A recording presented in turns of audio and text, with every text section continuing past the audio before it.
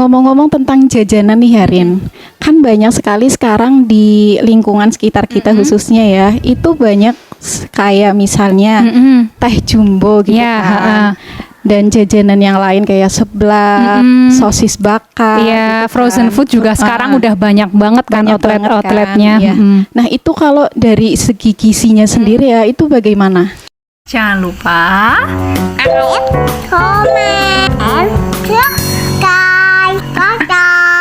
jadi kalau misalnya di ilmu teknologi pangan, ketika kayak makanan olahan itu tadi seperti frozen food atau makanan yang diawetkan, terus dikemas di kaleng ataupun di wadah dan segala macam, itu kan pasti ada tambahan makanannya nih.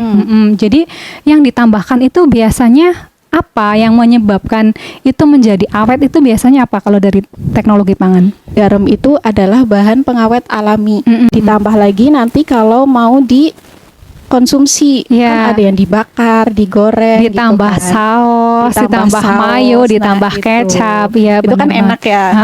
Tapi kita- ternyata ya, tapi ternyata itu dampak buat kesehatan kita itu tidak baik ternyata. Nah, kalau dari segi gizi nih yang aku mau tanyakan, misalnya garam dan gula yang kita konsumsi itu melebihi batas. Nah, itu apa akibatnya buat kesehatan? Nah, kalau dampaknya ketika dikonsumsi berlebihan itu sangat mengganggu kesehatan dan itu bisa menyebabkan penyakit yang namanya penyakit degeneratif. Iya. Jadi karena kesalahan di pola makan.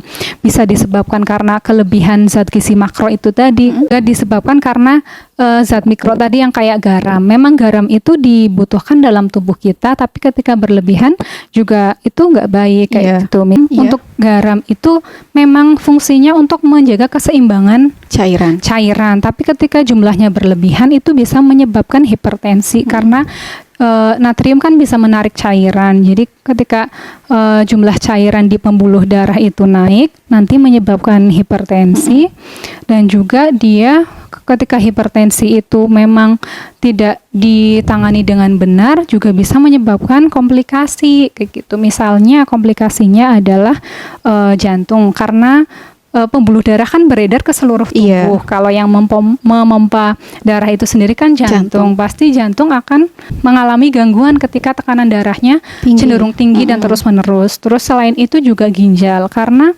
pembuluh darah kan dia lewat ginjal juga kan. Jadi ketika tensinya tinggi dan terus-menerus nggak ditangani, nanti bisa menyebabkan gangguan ginjal. Selain ginjal kemana lagi? Otak. Bahaya sekali. Bahaya itu ya. sekali. Jadi jantungnya bisa kena gangguan jantung, ginjalnya bisa kena gangguan ginjal, otaknya biasanya kalau misalnya tensinya terlalu tinggi nanti bisa menyebabkan terjadinya pecahnya pembuluh darah sehingga itu yang bisa menyebabkan stroke. Iya.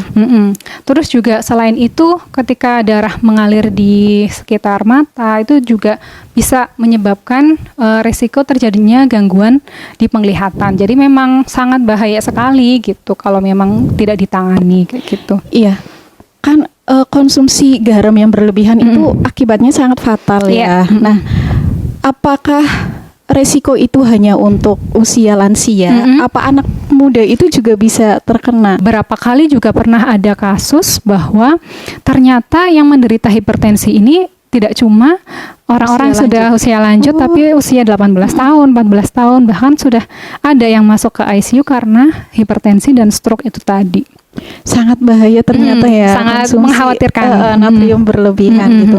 Nah, berarti batas kan harus ada batasnya tuh.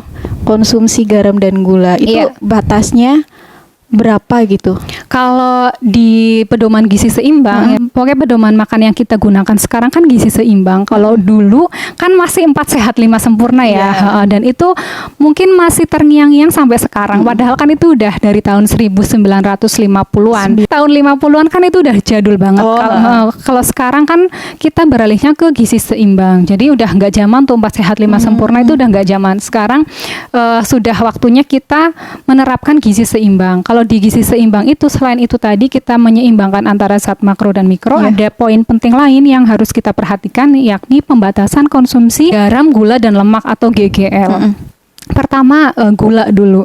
Kalau gula pembatasannya sebenarnya ada ukuran gram-gramnya gitu kan. Tapi kalau misalnya kita kan ribet, susah juga gimana cara mengkonversinya ke ukuran-ukuran yang kita tahu gitu. Tapi kalau misal dari panduannya, gula itu konsumsinya batasannya sehari 4 sendok makan. Gula, coba kalau misalnya kita sehari minumnya itu kan yang jumbo-jumbo itu. Terus belum lagi dari makanannya yang manis-manis. Iya, coba kalau misalnya teh jumbo itu sendiri sudah berapa kayak gitu. Terus nggak diimbangi aktivitas fisik yang cukup kayak gitu. Terus makanannya itu udah berapa kayak gitu kan. Terus selain itu juga kalau garamnya itu batasannya sehari itu 2000 mg atau setara 1 sendok teh per hari per orang. Coba kalau misalnya kita hitung, kalau misalnya kita makan mie instan aja itu udah berapa ribu, udah berapa miligram aja. Terus gitu. Cemilan yang lain yang memang kita nggak tahu di situ kandungannya berapa. Terus kalau masak memang masakannya, jenis masakannya apa aja dan gula yang ditambahkan itu berapa kan memang sulit dikendalikan gitu. Makanya kalau untuk penderita hipertensi itu untuk pengolahan makanan dan pembatasan garam itu sebenarnya ada caranya. Kalau kita kan mungkin kenal dengan garam yang bentuknya balok dan garam yang bentuk halus. Garam halus biasanya disebut dengan garam meja. Tahu nggak kenapa disebut sebagai garam meja? Karena dia tuh nambahinnya tuh di meja. Oh gitu, aku baru tahu. Ya, jadi gitu. Kalau garam halus itu kan ada yang menyebutnya garam meja karena memang dia ditaruh di meja dan menambahkannya di meja saat ketika itu. Ketika ada orang yang hipertensi, terutama itu memang tips dan triknya kayak gitu. Jadi saat masak itu nggak menyampurkan natrium atau garam sama sekali. Jadi nyampurkannya itu di situ. Tapi untuk penderita hipertensi itu ada sendiri panduannya. Jadi hipertensi yang ringan, sedang ataupun berat nanti beda pembatasannya. Mungkin next kita bisa bahas yang lagi ya.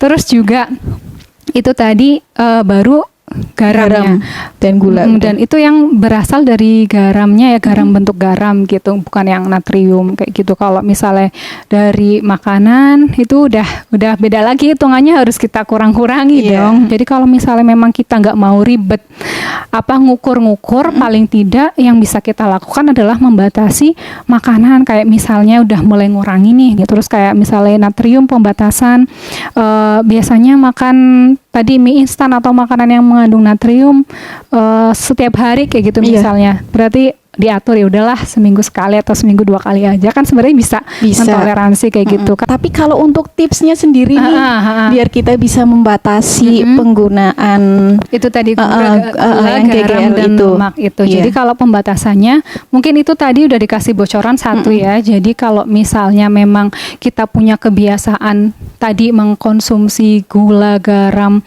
lemak yang berlebihan, mulai sekarang udah deh dikurangi kayak gitu. Kalau bisa itu dihindari. Tapi kalau pola makan dihindari takutnya malah kitanya jadi stres atau kan misalnya nggak happy kayak gitu ya.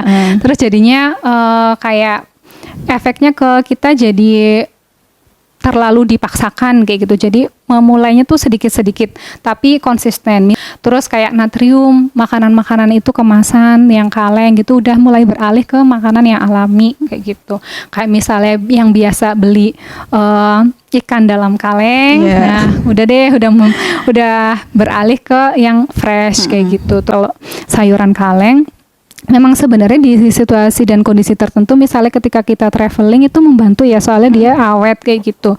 Kalau traveling kan itu bisa disiasati dengan mencucinya atau merendamnya di air, terus nanti air rendamannya tuh dibuang untuk mengurangi kadar natrium. Tapi ketika memang kita stay di rumah, ya lebih baik menggunakan bahan yang segar.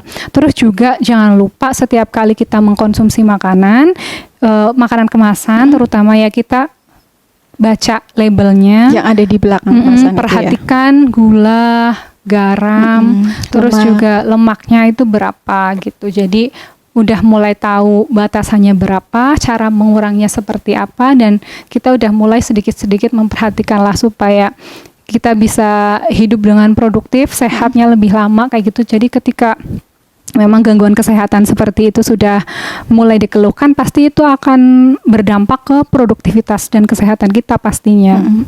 Jangan lupa like, comment, and subscribe.